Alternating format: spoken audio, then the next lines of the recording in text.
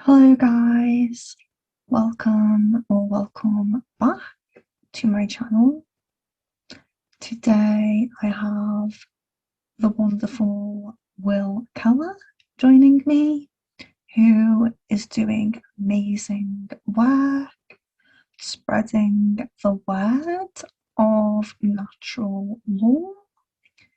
This is something that is very important to me.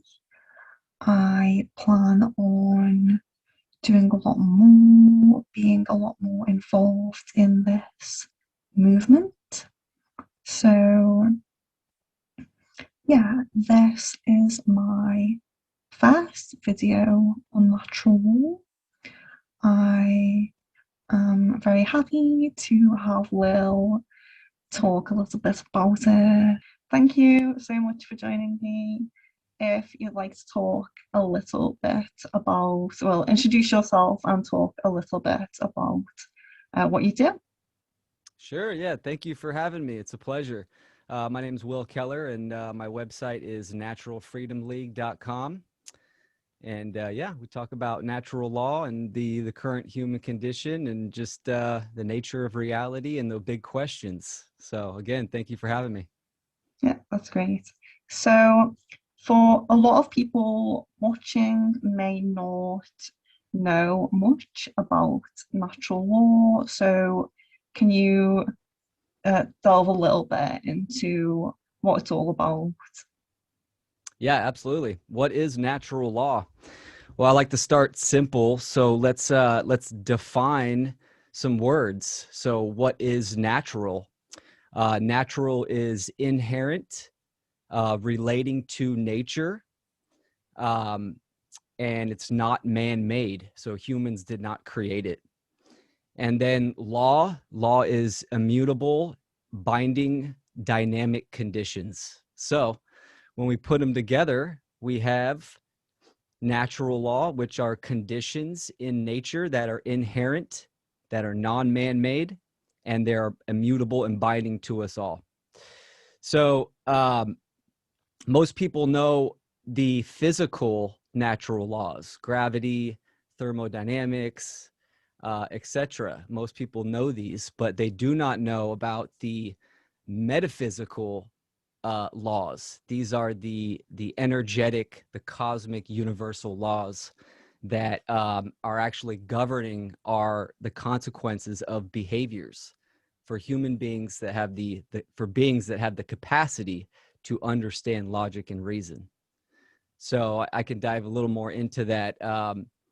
Animals, right? They don't have the capacity to understand logic or reason. So you can't teach your dog math, right? They just don't have the capacity to understand that.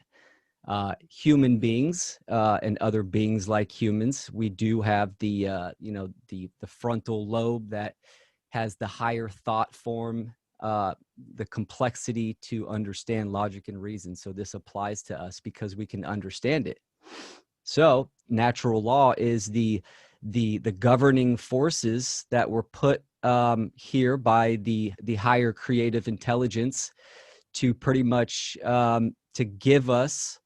It acts as a mirror. It gives us the energy of what we put into reality, meaning our actions and our behaviors.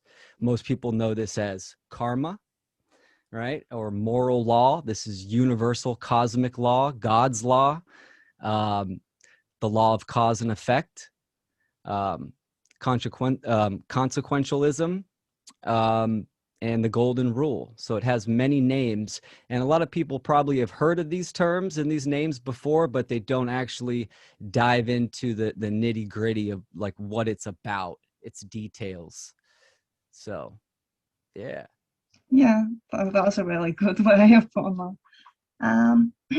We got to lay the foundation, right? It's like roots for a tree. So Yeah, so I first heard of natural law by coming across one of Mark Passio's seminars on YouTube about a year ago. And it really resonated with me because I was already a vegan and anarchist. And a lot of what he said just really made sense. And it seemed like basically things that I already believed, but just didn't understand in as much detail as he was putting across. So, like, how did you come across it? And did things change for you? Like, have you always been anarchist or, you know? Yeah, for sure. I've always been an anarchist, and I come from a family of anarchists, pretty much, that do not believe in human authority. But Oh, when I came, I was already on a journey. I got into a little bit, well, first I was in very dark times in my personal life. And during these dark times, I was almost forced to look at myself in different ways, to question myself, to question my belief systems, and just question the nature of reality. So that started my journey. And so I got into a lot of the new agey type stuff, which was good for me, learning about consciousness and the nature of reality and how it operates. And then I dove. I've always had an interest into the magical mystery traditions, the occult art and sciences, and the occult in general.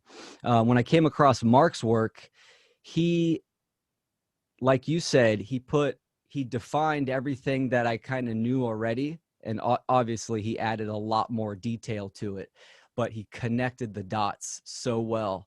This man is phenomenal at public speaking and conveying this type of information. So it was like the ultimate aha moment, like the light bulb went on and he just connected the dots for me, and that it was amazing, and it just was mind-blowing. So, and that kind of, you know, launched me into deeper understandings of just natural law and reality and nature. yeah.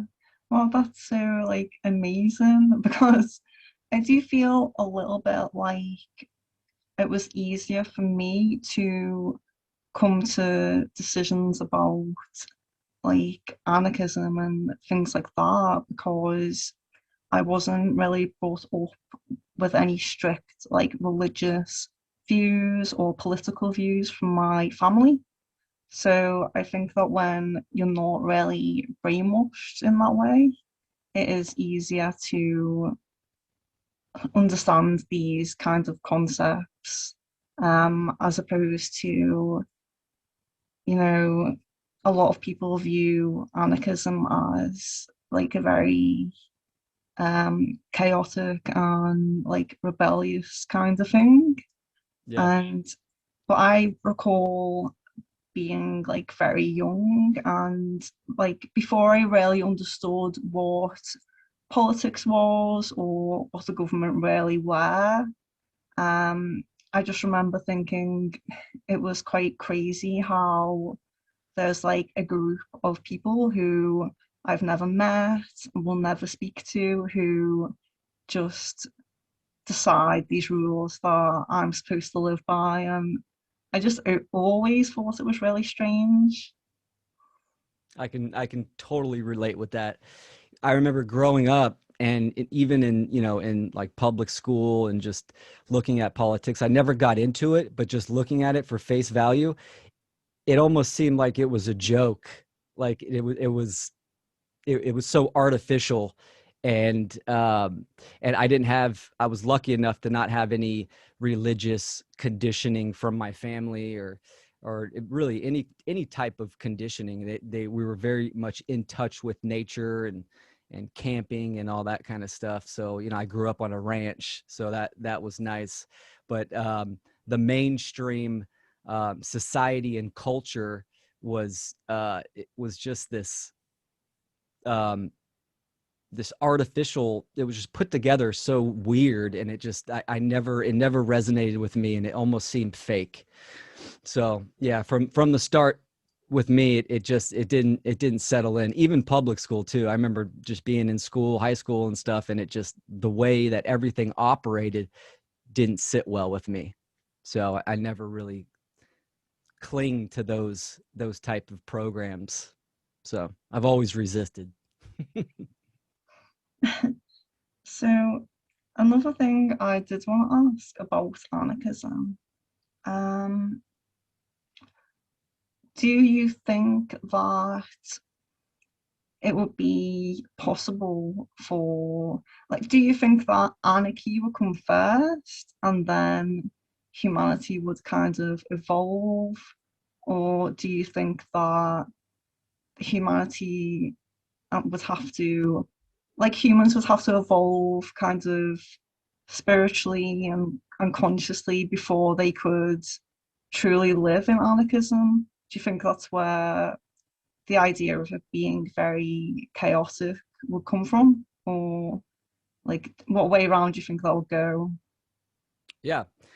So first we'll define what anarchy is. And without and archon, rulers. So it simply means without rulers, without a ruling class, without masters.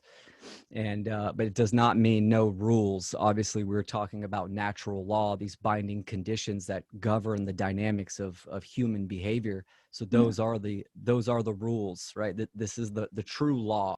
So yeah, anarchy is an effect of a cause, right? The cause is the majority, the aggregate of human beings living in harmony with natural law, meaning that there is no ruling class, there is no master class.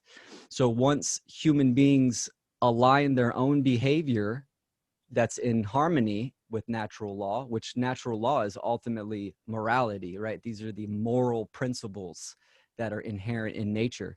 So once the aggregate, the collective of humanity becomes more moral, then we will start to see an effect, and that effect is anarchy. So, that's the only way it's gonna come about. Now it's twofold for me, right? Because it ultimately is an individual process. We have to, as individuals, align our behavior, our thoughts, emotions, and actions with what is natural law. And so the more the individual person, right, starts aligning their behavior, then we will see a progression towards our ultimate goal, which is a free society, which is anarchy. So, yeah, I think I agree with what you said. Yeah, I do agree with that. Um, and anarchy it's a philosophy too. Like when I have discussions with people that aren't familiar with this information, is anarchy is one of those. It's like a trigger word. Excuse me, a trigger word, right? As soon as you bring up anarchy, their eyes kind of light up and they're immediately thinking about what they've been conditioned and programmed to associate that word with, which is chaos and, you know, burning cars and stuff like that. And, the mainstream news uses anarchy whenever there's a riot or whatever, any kind of violence, they use anarchy. And that's not what the definition is at all. So it's important. That's why I like to define words. So, because a lot of people, they think they know what a word means, and it actually does not. It does not mean that. So it's important to know that anarchy is ultimately a philosophy, and and it's an effect of the cause, which is a moral society. okay. Yeah, so people need to kind of take this on and eventually come to that.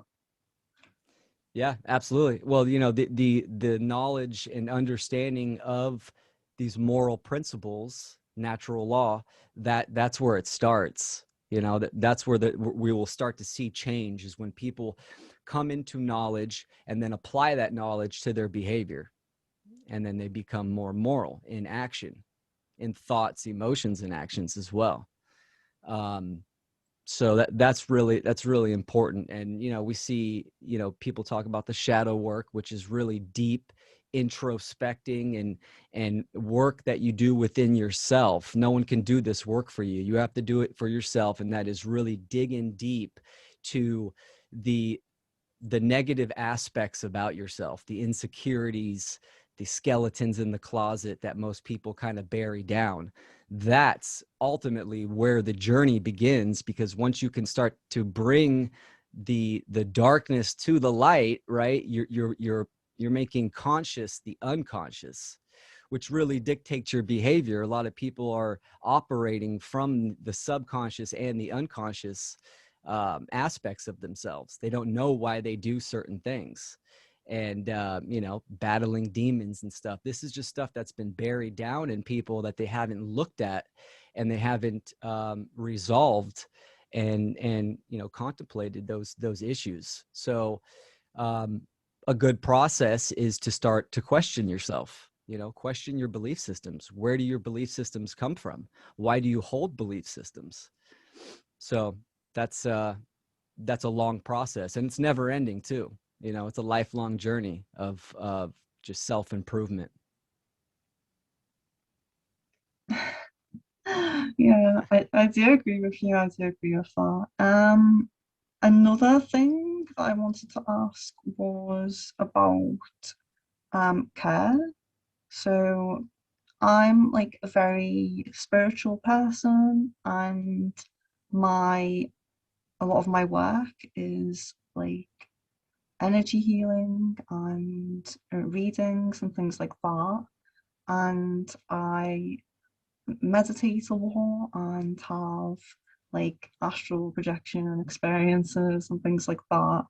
Um, and I think that intuition is a really important part of that. So it's really important for me. And I was meditating about enhancing intuition and kind of asking for guidance on how to really enhance like intuition.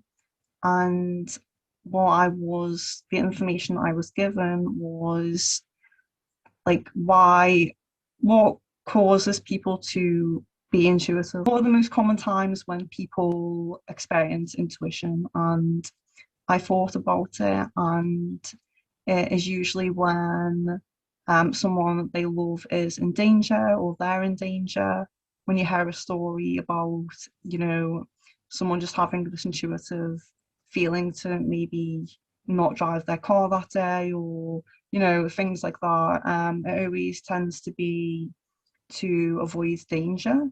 And when I really looked into that and questioned that, it turned out to be because that's what they really care about.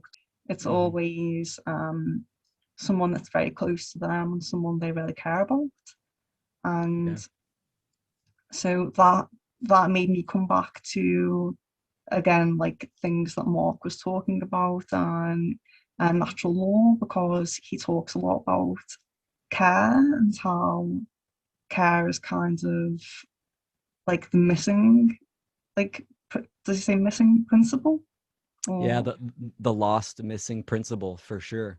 yeah, Yeah. so I found that really interesting because it actually is really important, and um, to heighten things like that, which seem like almost supernatural abilities to all of us these days.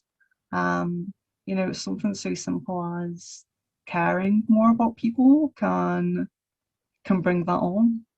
Yeah. Um, do you have anything to say about Oh care? yeah, for sure. Yeah, no, I agree with you. Intuition's a huge part of my life, and looking back on my journey, it has guided me and led me to so many different paths. Intuition is a seventh sense. We have the five senses, and then the sixth sense of memory, and the seventh would be intuition, and then the eighth would be imagination. So intuition is a huge part, and it's really dictated on how stable you are mentally and emotionally. Right? That's when your intuition's really kicking in strong, and it's right on point. It's really accurate.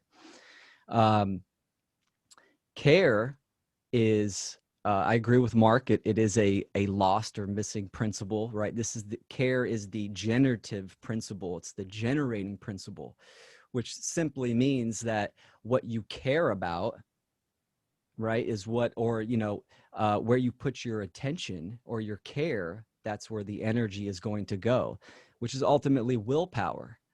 So, and this is a huge part of what is missing in today's society is people don't care enough. They don't care about themselves. If they did, they would be on a process of self-discovery. They would be looking deep within themselves and trying to grow.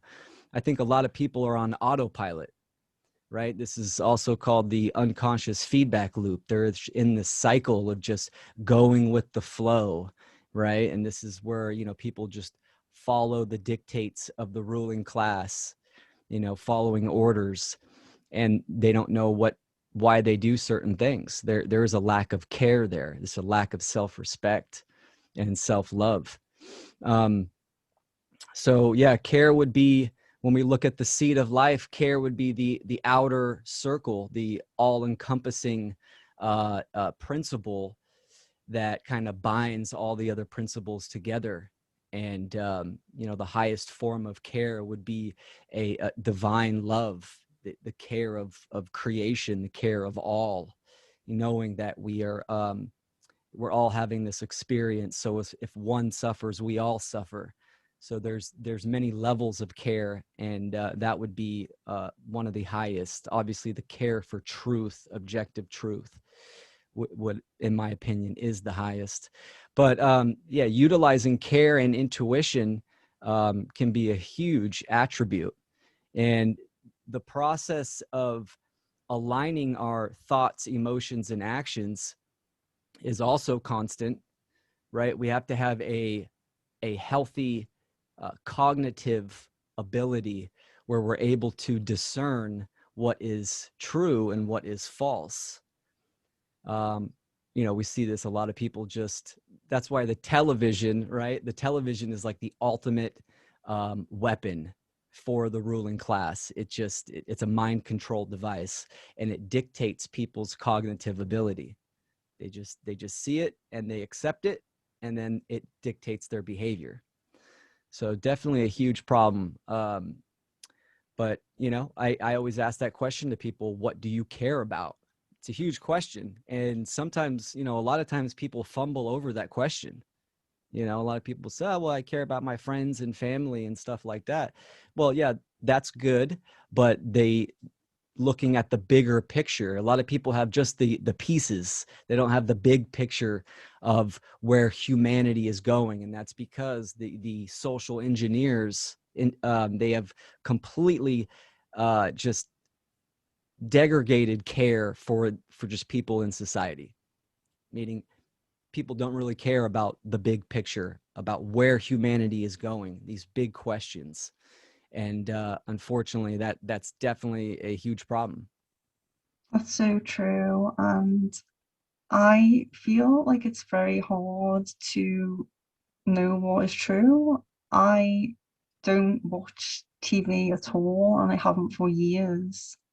But Awesome. even being online and talking to people face to face in everyday life, I find that I will ask someone like why, how they know that, or like what makes them think that, and it's always, I don't know, they don't really have like a set answer. It's always I like, saw it on Facebook.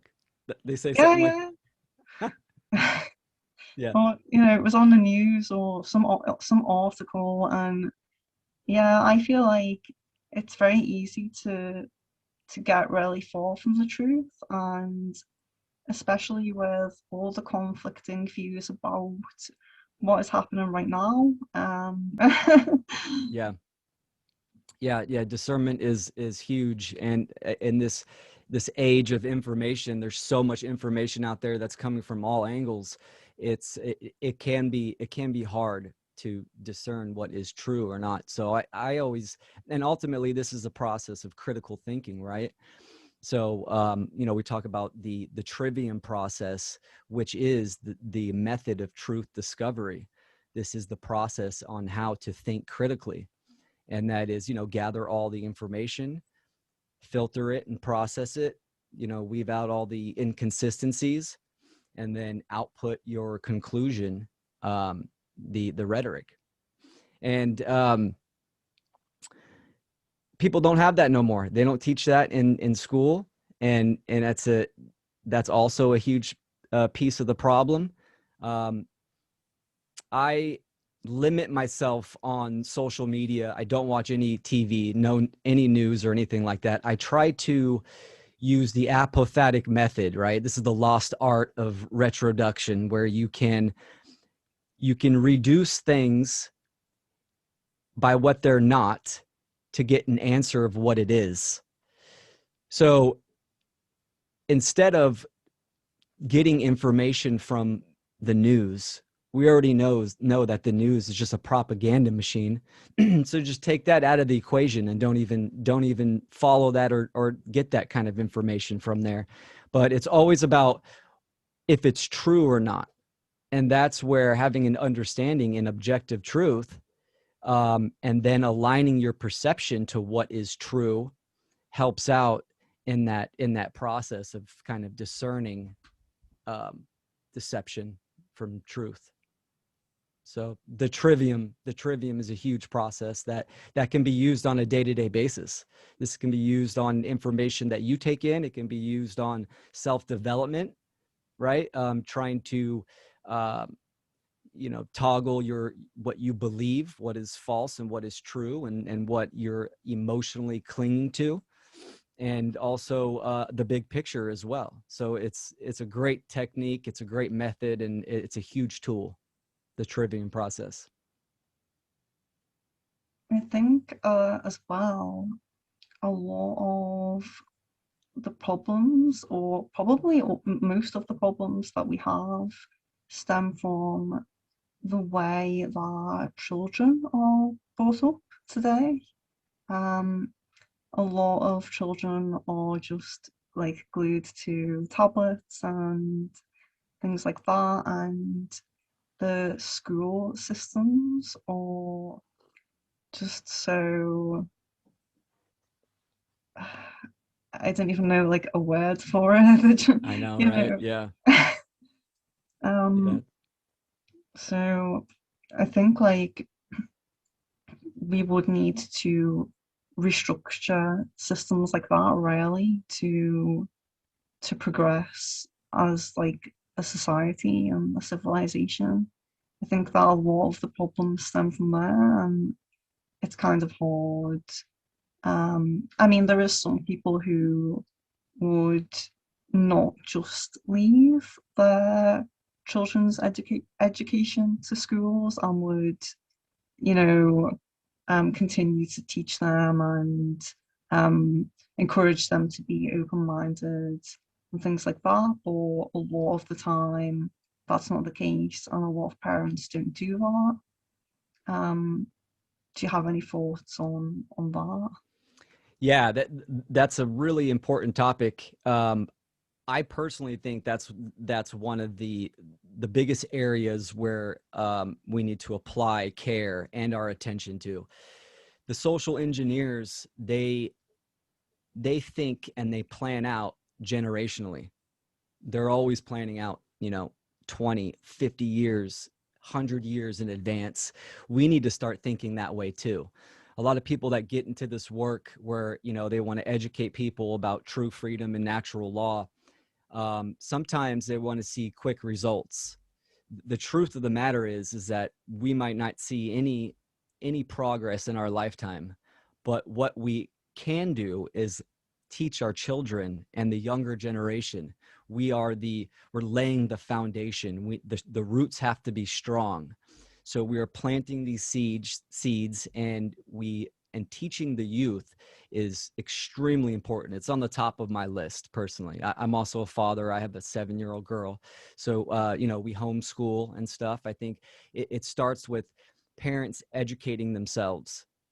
That's where it starts. So they need to understand what the government institutions are, what they how they really operate. So what the educational system really is, right? It's just an outcome based system that is made to create more workers, more slaves, and just to regurgitate information that has been given to them.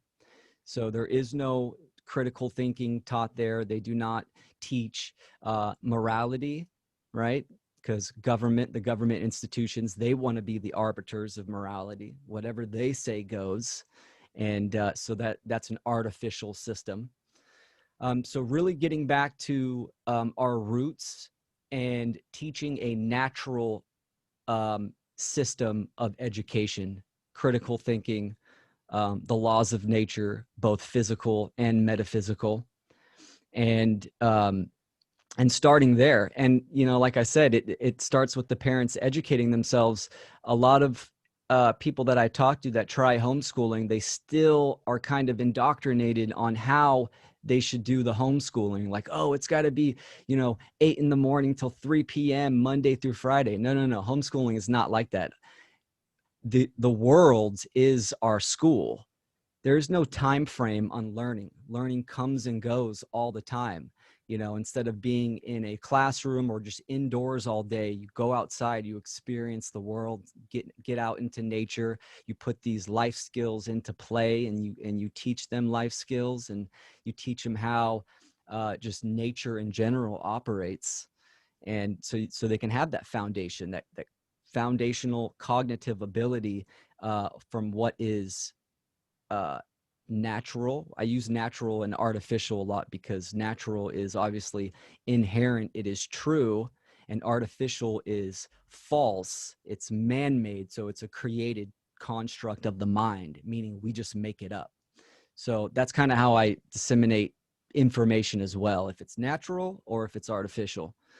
um, so homeschooling and unschooling, there's tons of groups for people to look into. David Rodriguez, he's online. He's the homeschool leader. That's his organization. It's phenomenal. I would highly recommend parents look into John Taylor Gatto's work. He really dives in and exposes what the educational institutions truly are, and also gives solutions with that. But teaching the younger generation, it needs to be a priority, and even and what to teach them, it has to be on the foundational level. So simplifying the profound, starting simple, with nature, the laws of nature, how the natural world operates and how it functions in corresponding to our environment and to our own psyche and our body. That's really amazing. I did know from watching some of your videos that you had a daughter, but I didn't know that you homeschooled, and I do think that's really amazing. I think also, though, um, the system's set up in a way where it's impossible for a lot of people to do that for financial reasons, or just, well, mainly financial reasons, really. Not Sure. having the time because they need to work. Yeah. Yeah. It's easier said than done, right? It's Mm, hard to say everyone should homeschool because you're right. The system is set up against us. Um, but, ultimately, even if someone has a child that's in public school, you're still their parent, yeah, meaning you still have, well, you should have the ultimate influence on them. So getting involved and getting engaged with your children is really important. And, explaining to them the basics of how things operate, and then taking them out, on off days of, public school or whatever, and showing them the world, showing them nature, and explaining stuff to them, having that really good connection with your children, where they look to you as that stewardship, as that teacher. And that's where the government institutions, that's what they want to split. They want to divide the family dynamic. Yeah. They want to be the authority, right? So they want kids just to listen to uh, the institutions and to their teacher at school. So, parents can still influence in that aspect and take that power back. So there's always options. It's tough nowadays, right? Because it's like you got to, I like the Matrix allegory. Even Neo goes in the Matrix, and he operates in the Matrix itself. So that's what we have to do. We have to do what we can, and slowly by surely detach from the system and be more and more self-sufficient as possible. And that's a stepwise process, and it's tough, but ultimately it starts with our minds and the knowledge that we take in, and then what we do with that knowledge. With natural law, do you think, like, are you an atheist, or do you think it's possible for people who are religious to follow, or, what would you say, follow natural law? Sure. Yeah. Follow these laws are in the realm. God put these laws there, and some people have a problem with God, but you can say the higher creative intelligence. My problem with atheists is that they they do not see the patterns that are in place in nature all around us. There is a higher intelligence in nature. We can see this in the principles as well, like the principle of correspondence, that the macrocosm is self-similar to the micro, and vice versa. So the evidence is all around us. It's the same way with with natural law, with the energetic or metaphysical laws. We can observe their effects. It's the same the process as the physical laws. If you jump off a cliff, you're going to fall. We can see motion in effect, and magnetism, and electricity, and all this. We can see their effects. We can't actually see the forces, but we can see their effects. We can see the same thing with the metaphysical laws. We can observe their effects within ourselves and within our environment. Yeah, actually, a lot of people don't believe in, like, karma, for example. Or in my opinion, I mean, I don't know if you are vegan, I don't know, I'm vegetarian. but I think that with things, diseases that are very commonly caused by eating meat and meat products, um, it's almost a display, like an in-your-face display of how karma does work, because all of these diseases are very commonly caused by eating animals. Hmm. Yeah, absolutely. Yeah, taking in um you know the flesh, consuming animal flesh, it's rotting inside your system, and making your system extremely acidic. And there's a lot of conditioning when it comes to that, meaning that you can only get protein from animal flesh and stuff, and that's not the case. Again, that goes back to educating yourself.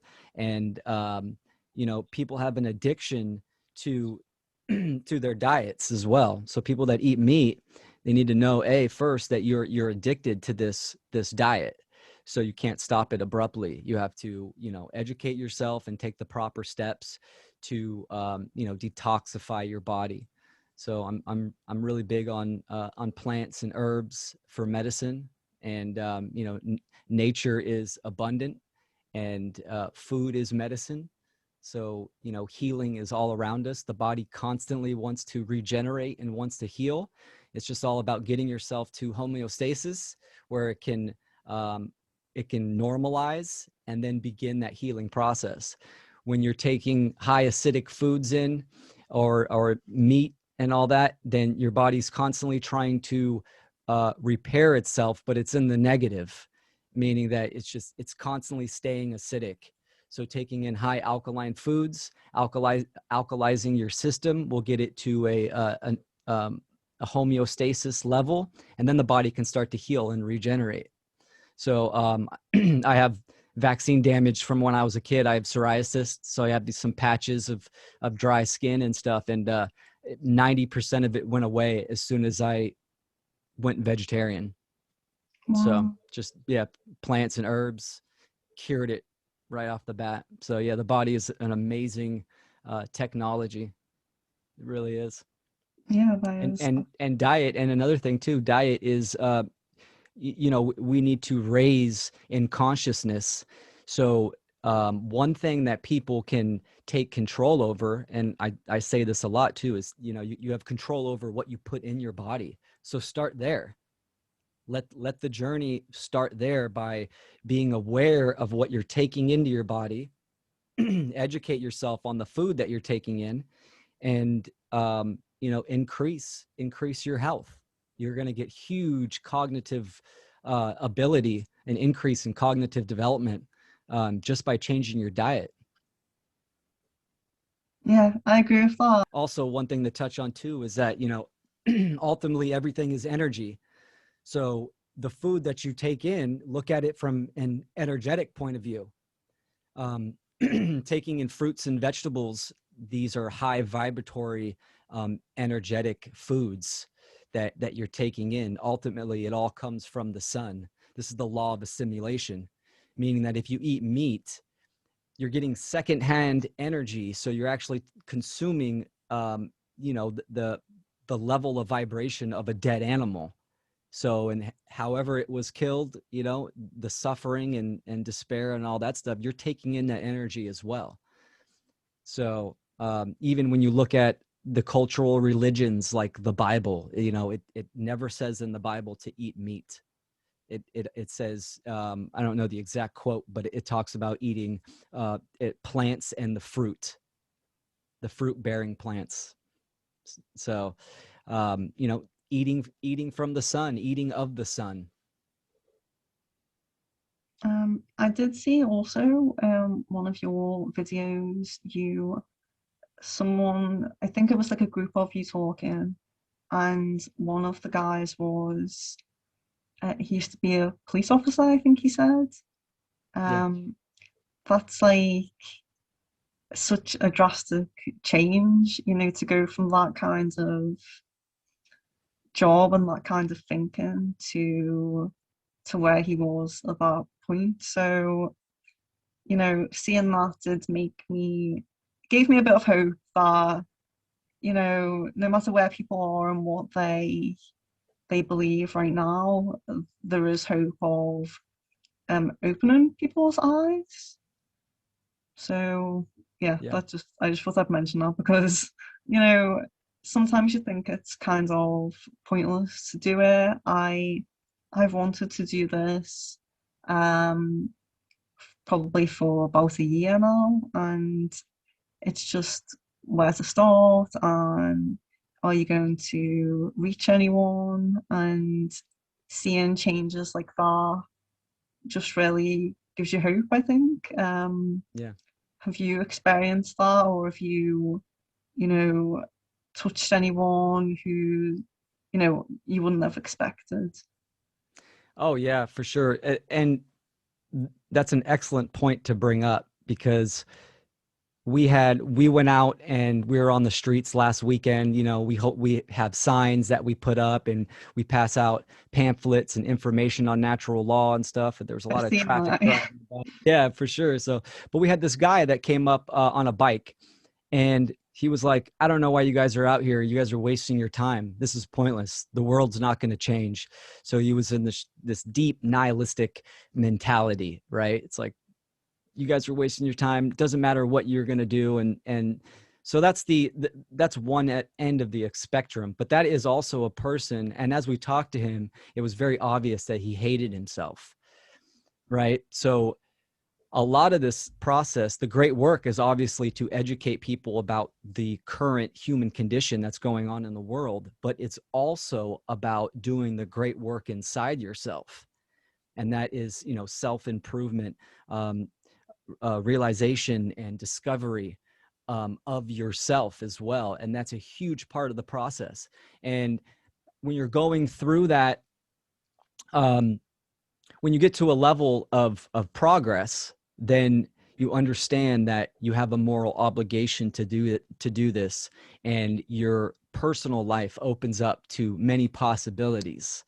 And most of it is just that you're content with yourself because you're doing the work, so your mental and your emotions and your actions are aligned and you're stable. And that's a really good feeling. That's a high level of consciousness.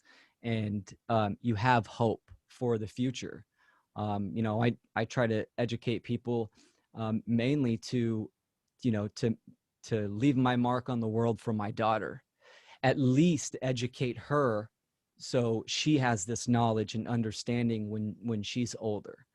And if that's all that comes of it, so be it. I'm a happy man by that. So we have to have hope, for sure. um and it's that's really important. So it's good to be grounded. You got to be grounded in this line of work, and have thick skin and let just stuff kind of roll off of you. I have had a few people that, just my small amount of work that I've done, they've said that I've inspired them to think about this information deeper, and a couple people have started doing the work of educating people and stuff like that, and that makes it the world worth it. It's amazing that you can touch people, and and ultimately spark the fire that starts them on their journey. And that's ultimately what we are. We're laying seeds, and we're spreading seeds so it can flourish, and the potential of growth. But we're way showers, meaning we're just carrying that torch, and we're just kind of moving the bushes aside and saying, hey, here's the path. You still have to do it on your own. You still have to walk that path. And it's a hard process, but definitely worth it. So that guy in the video, his name is Eddie. Really cool guy. We didn't really get a chance to hear his full story, but when you hear something like that, and an ex-police officer that came into this knowledge and understanding and has changed his life around to a more moral standpoint, I mean, that's huge. That's huge, because a good portion of this, we need many of the police and military to kind of wake up and understand what they're actually doing, and they need to exercise their conscience, and make their own choices and not just follow orders. Yeah, I think that's like a really important point because, if people didn't agree to join armies and fight and things like that, the politicians and the leaders aren't going to go and fight personally themselves. So I think if to reach people like that would be like, that would just like start off really great change. Yeah, absolutely. And that's, I mean, ultimately, the who we're fighting against, well, I wouldn't say fighting, who we're trying to educate is just the everyday person, right? There is a dark occult class. These are at the high levels of controlling our society and manipulating our society, right? These are the social engineers, but they will be replaced. They're always being replaced. You could take all of them off the planet, today, and it will be replaced by the same type of people. The issue is that the majority of society, the majority of people on this planet, are in ignorance to morality, and they are actually condoning and um, feeding this control system. So that's actually the problem. So that's why it's so important to educate people, so we can hit that critical mass and start changing the tide. More minds that open up. What do you view as the goal for these like elite people at the top? Like, what do you believe is the purpose in why they want it to be this way? Do you think it's just power and money, or do you think there's more to it? Um, yeah, I think ultimately it's the feeling that they are God. They want to be God on Earth, right? So they that's mainly what it is. They just want that feeling of that they're God and they're ruling. And money is not an option for these people. These people are psychopaths. They feed off of energy. They feed off of control. um, ultimately it's a death cult, and they just want to control the people and do what they want. They don't want to be held to constraint of natural law. So their ultimate goal is that they want to get to a point where they can merge humans with machines, so they can live forever. They can keep their selves on this planet, and you know party like a god. Yeah, I think the advancement in technology is something that it's in a way like kind of scary, because I believe it could be used for good, and like everything could be used for bad or good. But with the way the world is right now, it's hard to envision like a positive, like utopian kind of world, with with the technological advancements that are coming to be. Yeah, for sure. Excuse me. Yeah, technology, ultimately it's just a tool. It all depends on the wielder of that tool. um I'm very much in I resonate with more ancient ways, right? I think that our ancient past, they had a high level of consciousness, meaning their technology was consciousness. They had a deeper understanding of how the mind and body and nature works. So their technology, though though most people nowadays thinks it's primitive, right? They obviously had advanced technology that was just on the opposite spectrum of where we're at now. Our technology now is very mechanical and material. Theirs was internal and energetic, and just on the opposite side of the spectrum.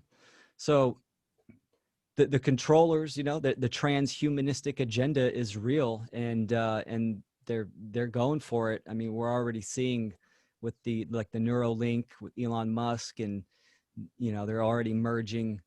I mean, most people have a cell phone attached to them 24/7. So Right. it's like you're already part cyborg, it's like, so, but this is part of reality and what we're living in right now. So there has to be a level of understanding. Like, before I started going public with this information, I wanted to actually have a yurt out in the woods where I can do my spagyric tinctures and stuff like that. I wanted to detach from society, or where society is going. But ultimately, I know that I have to learn this technology and learn how it operates to get on the battlefield.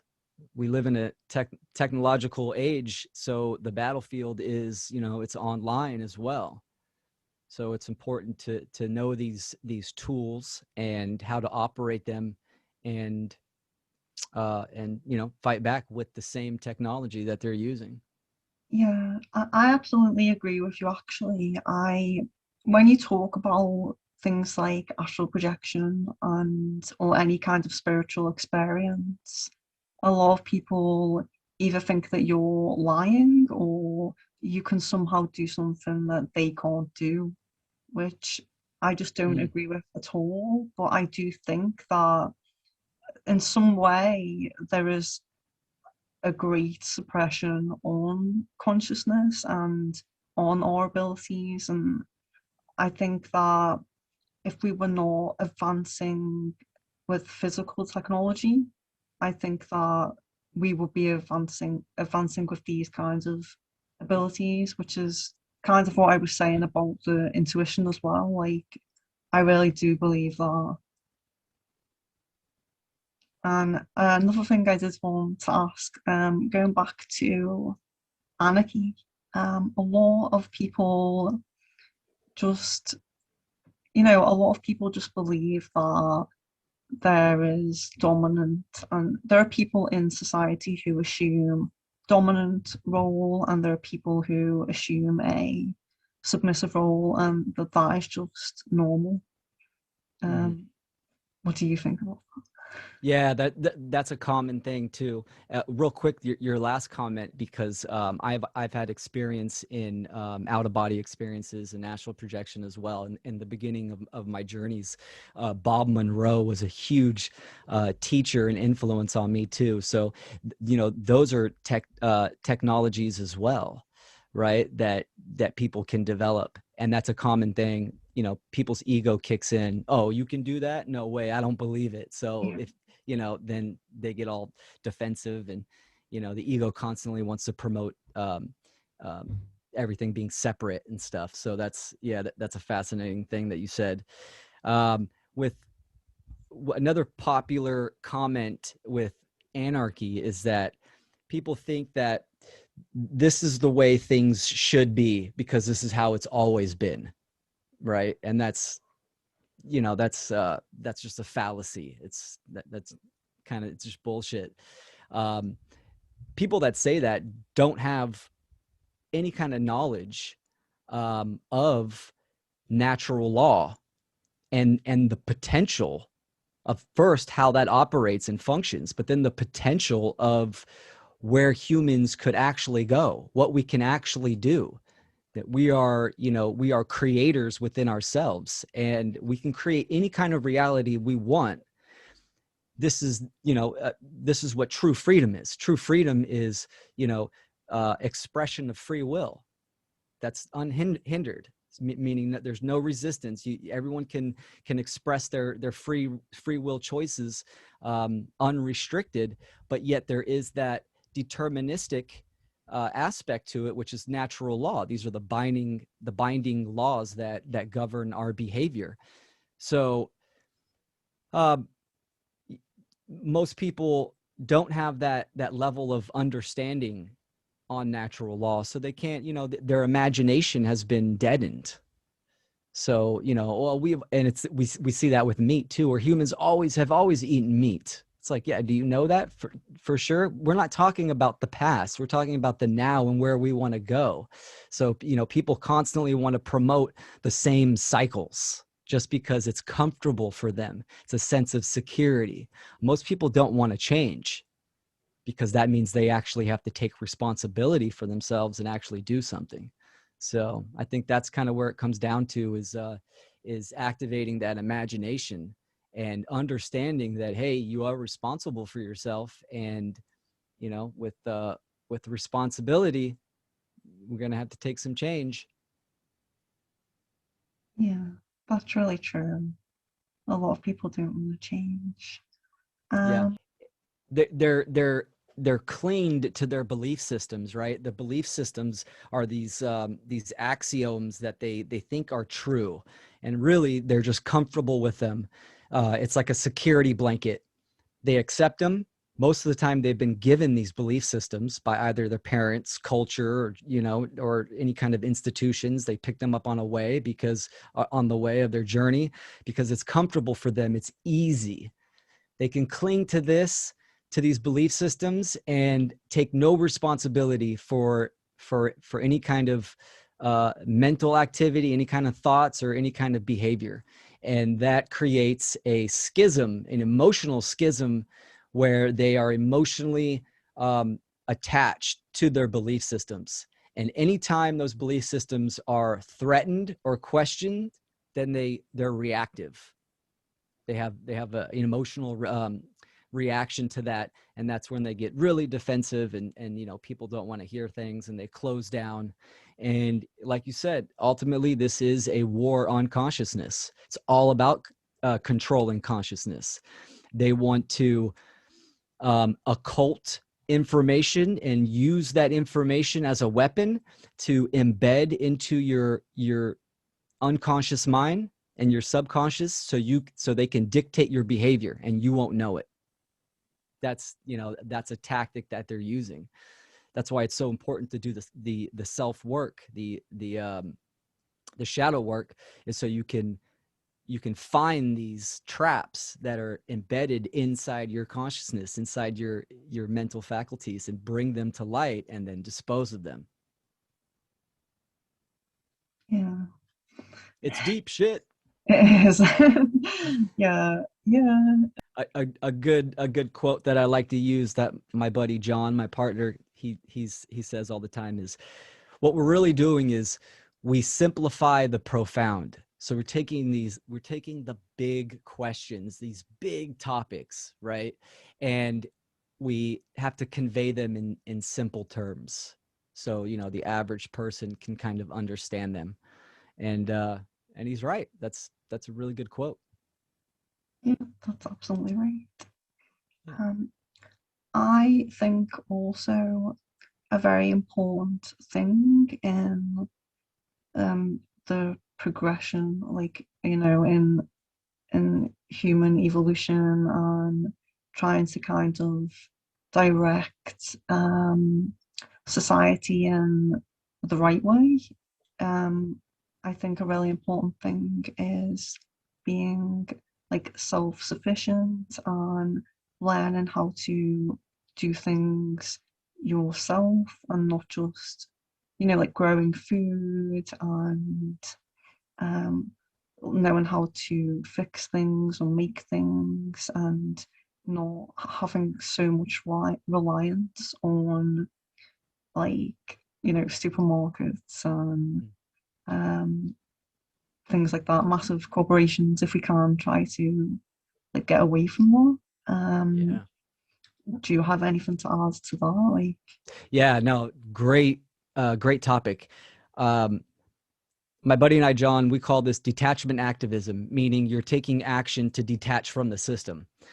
And, ultimately this is what needs to happen, is because these government institutions, they have a monopoly on everything, right? So you have to go to them. You have to be dependent on them. At least the majority of people, right? Food, it's all controlled.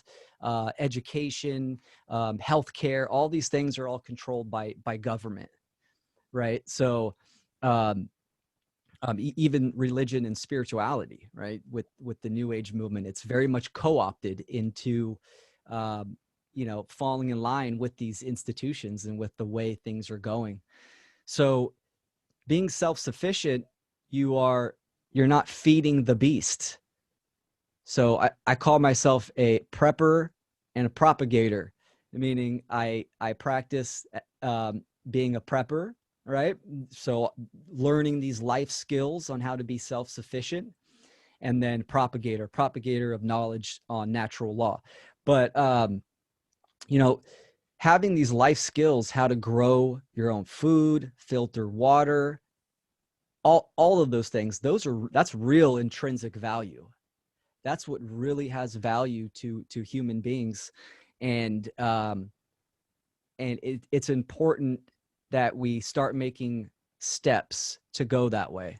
And it's a process. I try to learn something new every month. Yeah, 1 to 2 months I try to learn something new. So um and I garden. I have 3 garden beds, and I love getting out there and teaching my daughter how to cross pollinate, and companion planting with flowers and vegetables and stuff like that. So these skills are really important, and really important to teach our children. I think that goes into kind of the homeschooling aspect. um, and that's hard for a lot of people, but you take one thing at a time and ultimately detach. But it's important that we start looking into these other faculties. I did an episode, a 2-part episode on detachment activism, where we actually have a document people can download and look into all of these other modalities of healthcare and all this stuff, versus just what the institutions provide. And, you know, it comes down to knowledge, educating yourself. So, and having that care to learn something new. But I agree with you 100%. We need to detach from these institutions for sure. Starve the beast. Yeah, yeah, I agree. I think going out and talking to the public here, maybe getting some like leaflets and signs like you do would probably be a good idea if anyone watching this is from the UK, let me know. Yeah, I think that's Awesome. a really good idea. Yeah, Um, no, it's fun too. You know, you just get a like a little table or a chair and hold the sign and have people come up and you know just and you talk to them. You're yeah, ultimately planting seeds, which are important. That's really important. So yeah, yeah, talking to people and like you're really good with like your responses and stuff. I think it would be a great like learning curve to do that. So that's you know, and when I, you know, I've been in this information for a long time, but then when I started going out into the public and having someone face to face communicate with me, it's a different realm, and it really develops your grammar and how you communicate this information because you don't know what they're going to say and they're right in front of you, you know. So it will increase your skill level for sure. I highly recommend it. It's fascinating. It's different than just, you know, writing something online. And yeah, you're also connecting with people too. So you're face to face, eye contact, you know, connecting with that person, and it's phenomenal. It definitely, yeah, it has an impact.